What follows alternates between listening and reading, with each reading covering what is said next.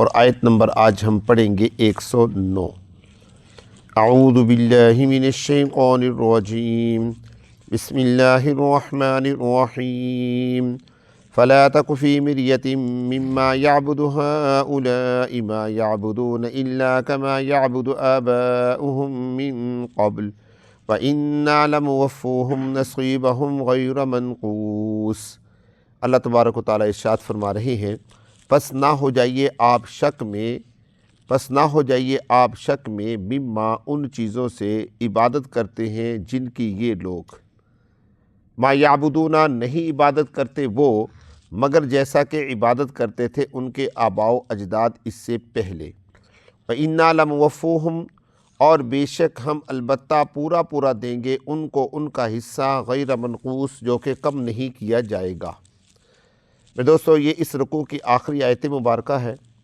آگے اللہ تبارک و تعالیٰ نے حضرت موسیٰ علیہ السلام کے واقعہ کو میں سے ایک مثال دے کر نبی محترم صلی اللہ علیہ وسلم کو سمجھایا۔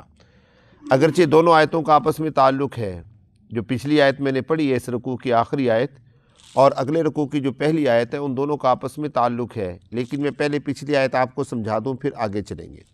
اور اس میں جو خاص سمجھنے کی بات ہے وہ صرف ایک ہی ہے، لیکن اس سے پہلے جو مسئلہ ہے اس کو سمجھیں۔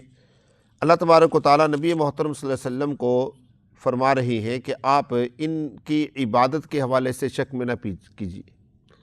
شک میں پڑنے کا کیا مطلب ہے کہ آپ جب ان کو اللہ کی توحید کی دعوت دیتے ہیں، اللہ کی طرف بلاتے ہیں، تو یہ لوگ اپنے بتوں کی طرف دعوت دیتے ہیں اور ساتھ میں یہ بھی کہتے ہیں کہ ٹھیک ہے ہم آپ کے رب کی بھی عبادت کریں گے اور اپنے بتوں کی بھی عبادت کریں گے، آپ بھی ہمارے ساتھ ایسا کر لیں، آپ بھی ہماری کیا کہتے ہیں اس کو بتوں کی عبادت کریں، اپنے رب کی بھی عبادت کریں۔ تو نبی محترم صلی اللہ علیہ وسلم کو جب یہ لوگ دعوت دیا کرتے تھے تو یہ لوگ اللہ کے پیارے پیغمبر شک میں پڑ جاتے تھے، بھی پتہ نہیں کہیں ان بتوں کے سامنے جھکنا شرعاً جائز ہو۔ تو اللہ تبارک و تعالیٰ نے نبی محترم صلی اللہ علیہ وسلم کو تنبیہ بھی فرمائی اور تسلی بھی دی کہ آپ ان کی عبادت کے حوالے سے شک میں نہ پڑیے، کیونکہ یہ تو انہی کی عبادت کرتے ہیں جن کی ان کے آباء و اجداد عبادت کیا کرتے تھے۔ ان کے بڑے جیسے عبادت کرتے تھے ویسے یہ عبادت کرتے ہیں، وہ بھی بتوں کے سامنے جھکتے تھے اور یہ بھی بتوں کے سامنے جھکتے ہیں۔ اب جو اصل اس آیت مبارکہ میں مسئلہ ہے وہ یہ ہے کہ یہاں پر سوال پیدا ہوتا ہے کہ جب یہ لوگ اللہ کی عبادت نہیں کرتے، بتوں کے سامنے جھکتے ہیں، غیر اللہ کے سامنے سجدہ کرتے ہیں، جو کہ ہمارا انبیاء کی نیابت بھی نہیں ہے، اللہ کا حکم بھی نہیں ہے، تو پھر ان کو اتنا مال اللہ نے کیوں عطا کیا؟ کثرت کے ساتھ ان کے پاس مال ہے۔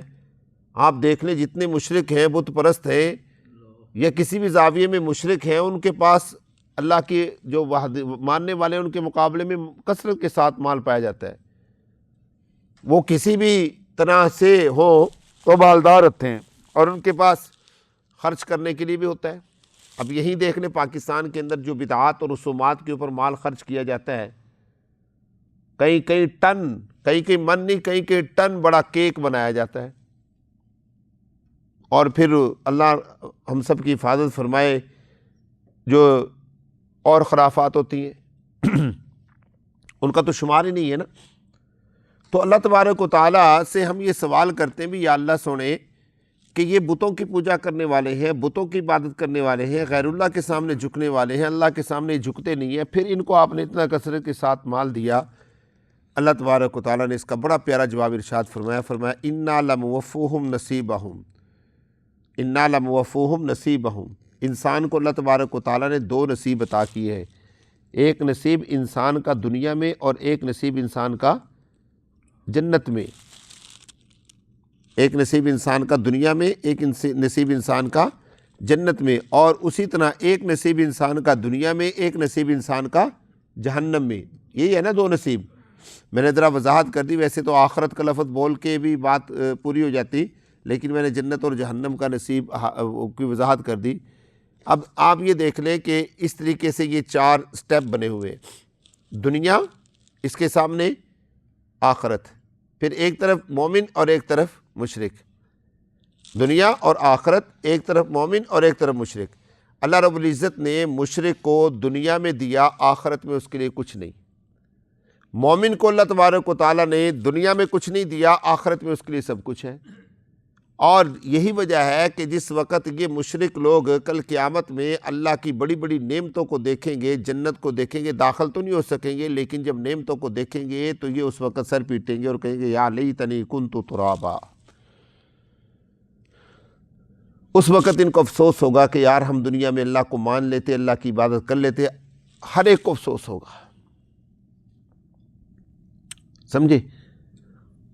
تو اس لیے اس بات سے نہیں پریشان ہونا چاہیے کہ ہمیں اللہ تبارک و تعالیٰ نے دنیا میں نہیں دیا یا کم دیا ہے یا تھوڑا دیا ہے۔ یہ تو اللہ کی وحدانیت اور اللہ کی توحید پرستی کی نشانی ہے کہ جن لوگوں کے پاس کم ہے اور وہ اللہ کی عبادت میں مصروف ہیں الحمدللہ، اور جن لوگوں کے پاس کثرت کے ساتھ ہے اور وہ شرک اور میں مبتلا ہیں، اللہ کی نافرمانی میں مبتلا ہیں، گناہوں کے اندر مبتلا ہیں، الحمدللہ۔ حتیٰ کہ اگر آپ دیکھیں تو جو لوگ دہریہ سمجھتے ہیں، کمیونسٹ، لامذہب، جن کا کوئی مذہب نہیں ہے، ان کے پاس ان سے بھی زیادہ ہیں جو مشرک ہیں۔ اب یہ روس جو ہے یہ سارا کمیونسٹ ہے۔ آپ دیکھ لیں کہ دنیا کی بڑی طاقتوں میں سے ایک طاقت ہے، ہر بندہ مالدار، ہر بندہ امیر ہے۔ تو اللہ تبارک و تعالیٰ نے ان کو اس سے بھی زیادہ دیا اور دکھلایا کہ تم اللہ کو نہیں مانتے، مجھے نہیں مانتے، پھر بھی میں تمہیں عطا کر رہا ہوں۔ ٹھیک ہے جی، تو یہ تو تھا اس آیت مبارکہ کا، یعنی اس رکوع کا آخری آیت مبارکہ۔ اس میں اللہ تبارک و تعالیٰ نے ہم سب کو تسلی دی، گھبرانے کی اور پریشان ہونے کی ضرورت نہیں ہے۔ اگلا جو رکوع ہے اس کی جو پہلی آیت مبارکہ ہے، اس میں اللہ تبارک و تعالیٰ نے حضرت موسیٰ علیہ السلام کی مثال دے کر ہمیں مزید تسلی دی ہے۔ یہ نہیں کہ قرآن پاک میں اختلاف کیا گیا۔ حضرت موسیٰ علیہ السلام جو ہے نبی محترم صلی اللہ علیہ وسلم سے تقریباً 1000 سال پہلے آئے ہیں، اور درمیان میں حضرت عیسیٰ علیہ السلام بھی ہیں 500 سال پہلے۔ اب یہ 1000 سال کا بڑا عرصہ ہوتا ہے، کوئی تھوڑا سا عرصہ نہیں ہے۔ نبی محترم صلی اللہ علیہ وسلم کو دنیا سے گئے بھی 1000 سال ہی ہوئے نا، 400 سال مزید آپ اوپر ڈالیں، لیکن یہی مقصد ہے کہ اتنا عرصہ، تو اس عرصے میں بہت سارے معاملات گڑبڑ ہوتے ہیں، اختلافات پیدا ہوتے ہیں، جھگڑے پیدا ہو جاتے ہیں۔ اللہ رب العزت نبی محترم صلی اللہ علیہ وسلم کو فرما رہے ہیں کہ یہ مت سمجھے گا کہ یہاں پر آپ کی امت میں لوگوں میں اختلاف پایا جاتا ہے، نہیں، بلکہ موسیٰ علیہ السلام کو جو ہم نے کتاب عطا کی تھی جسے کتاب تورات کہا جاتا ہے، اس میں بھی لوگوں نے جھگڑا کیا اور اختلاف کیا۔ اس میں بھی ماننے والے بھی تھے اور نہ ماننے والے بھی تھے۔ اب تورات کے بارے میں آپ کو 2 باتیں بتا دوں۔ تورات نبی محترم صلی اللہ علیہ وسلم نے فرمایا کہ بنی اسرائیل میں 72 فرقے ہوئے، ان میں سے ایک فرقہ جنت میں جائے گا، 71 فرقے جہنم کے اندر جائیں گے۔ کتنے فرقے ہوئے؟ 72 فرقے ہوئے، ان میں سے ایک فرقہ جنت میں جائے گا اور باقی جہنم کے اندر جائیں گے۔ اور دوسری بات رسول اللہ کیا کہتے ہیں اس کو، دوسری بات آپ کو تورات کے بارے میں بتا دوں کہ تورات کو ماننے والے اس وقت 72 فرقوں سے بھی زیادہ بن چکے ہیں، اور ہر آدمی کے پاس اپنی ایک الگ کتاب موجود ہے، اور ہر آدمی اپنی کتاب کو برحق کتاب کہتا ہے کہ میری کتاب صحیح ہے، وہ کہتا ہے میری کتاب صحیح ہے، وہ کہتا ہے میری کتاب صحیح ہے، وہ کہتا ہے میری کتاب صحیح ہے، جبکہ سب اس بات کو تسلیم کرتے ہیں کہ اب تورات یہ الہامی کتاب نہیں ہے، بلکہ ہم نے خود لکھی ہے، خود سے لکھی ہوئی کتاب ہے۔ ہم تو قرآن پاک کو کیا کہتے ہیں؟ آسمانی کتاب۔ وہ اس کو کیا کہتے ہیں؟ الہامی کتاب، کیونکہ حضرت موسیٰ علیہ السلام کی ملاقات ہوتی تھی، ایک الہام وہ اس کو کہتے ہیں کہ اللہ تبارک و تعالیٰ الہام فرماتے تھے اور اپنے آپ کو ظاہر کرتے تھے، اس طریقے سے اللہ نے حضرت موسیٰ علیہ السلام کو تورات عطا کی، اس لیے وہ الہامی کتاب بولتے ہیں۔ لیکن الہامی کتابیں ہیں کتنی؟ سینکڑوں کی تعداد میں الہامی کتابیں۔ آپ کے سرگودا شہر میں بھی اگر دیکھا جائے تو سینکڑوں چرچ ہیں، ہر چرچ کے اندر الگ سے ایک کتاب پڑھی ہے۔ اب تو چونکہ ساری کتابیں جمع ہو چکی ہیں نا بائبل کے نام سے، تو ہر علاقے کے اندر، ہر چرچ کے اندر کتابیں پڑھی ہیں، اور ہر چرچ کی جو کتاب ہے اس کے ایک دوسرے کے ساتھ میچ نہیں کرتی، وہ کوئی کسی کمپنی کی چھپی ہوئی، کوئی کسی کی، کوئی کسی کی، کوئی کسی کی۔ تو اللہ تبارک و تعالیٰ فرماتے ہیں کہ یہ اختلاف تو تورات میں بھی لوگوں نے کیا، وہاں پر بھی لوگوں نے جھگڑا کیا، لیکن اب اللہ رب العزت نے تسلی دیتے ہوئے فرمایا کہ یہ اختلاف آپ کے ساتھ بھی کرتے ہیں، آپ کی امت بھی اختلاف کرے گی اور کر رہی ہے۔ اسی قرآن پاک کے اندر بھی تو لوگوں نے اختلاف کیے نا، اب بھی کر رہے ہیں قرآن پاک میں اختلاف. ہر آدمی اپنی منمانی کی اپنی مرضی کی تفسیر نکالنے کی کوشش کرتا ہے، اگرچہ قرآن کے الفاظ اور معنی میں تبدیلی نہیں ہو سکتی اور ہونی بھی نہیں ہے انشاءاللہ، لیکن مطالب اپنی مرضی کے لوگ بیان کر دیتے ہیں اور جہاں سے جس کا دل چڑھتا ہے وہ مسئلہ نکال لیتا ہے. اور میں نے آپ کو ایک لطیفہ سنایا بھی تھا، کئی سال پہلے کی بات ہے کہ وہ ایک ہمارے تھے جاننے والے، وہ شیعہ تھے، اور ایک دن ان کے ساتھ بیٹھے بیٹھے باتیں ہو رہی تھی تو وہ باتوں باتوں میں کہنے لگے کہ حضرت ابراہیم علیہ السلام بھی شیعہ تھے. میں نے کہا جی ابراہیم علیہ السلام شیعہ تھے؟ اچھا، میرے ذہن میں اس وقت یہ بات نہیں تھی. میں نے کہا جی کوئی دلیل؟ کہتے قرآن پاک میں اللہ فرماتے نہیں ہے وَإِنَّ مِن شِيعَتِهِ لَإِبْرَاهِيمَ، کہ بے شک اللہ کے شیعوں میں سے ابراہیم بھی ایک شیعہ تھے. میں نے کہا یار دلیل تو اس نے بڑی مضبوط دی ہے، اس میں کوئی شک نہیں ہے. اب یہاں تو اچھا جس وقت بندہ اس طرف آتا ہے نا تو بندے کا ذہن چل پڑتا ہے نا.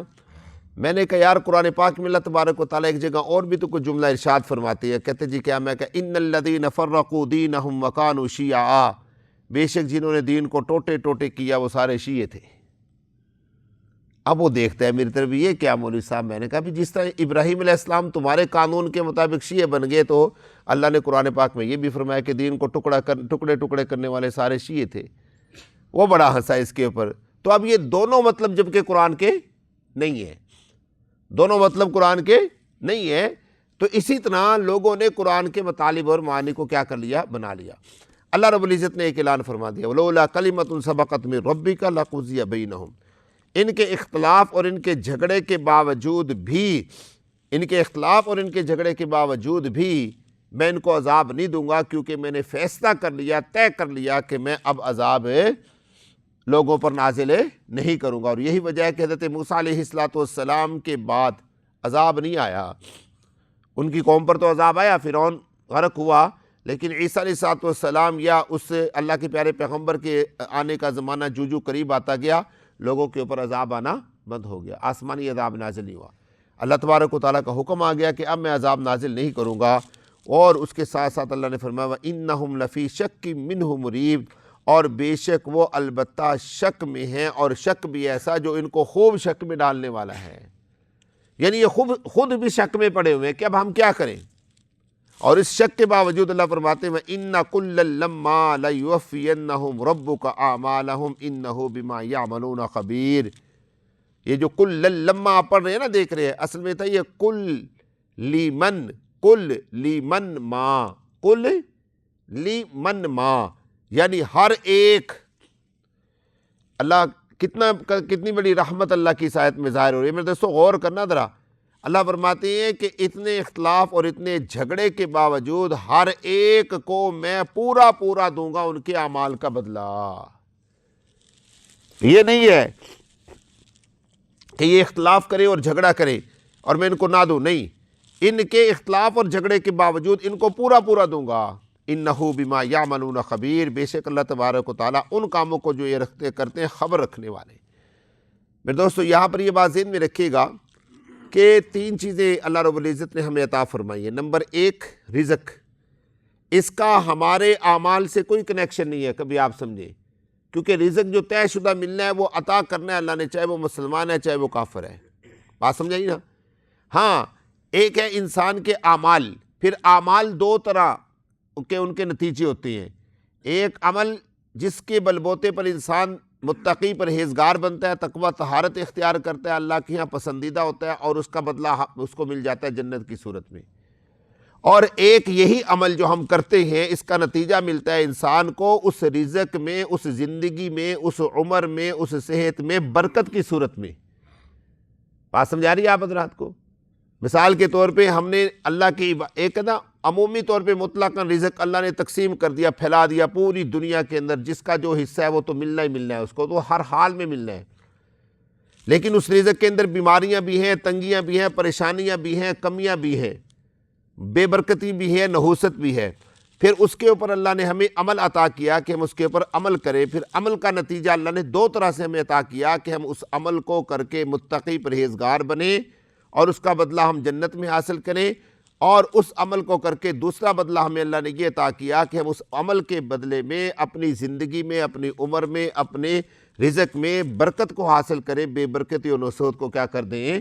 ترک کر دیں۔ یہ جو کہا جاتا ہے کہ اعمال صالحہ کرنے سے انسان کا رزق بڑھ جاتا ہے، در حقیقت یہ بڑھتا نہیں بلکہ اس کے اندر برکت کو بڑھا دیا جاتا ہے۔ بات سمجھائیے بات کی، وہ اس لیے تو بزرگ فرماتے ہیں تھوڑا ہو لیکن برکتوں والا ہو، اس زیادہ سے بہتر ہے جو بے برکتی والا ہو۔ اللہ مجھے اور آپ کو عمل کی توفیق عطا فرمائے۔ الحمدللہ۔ اللہم ربنا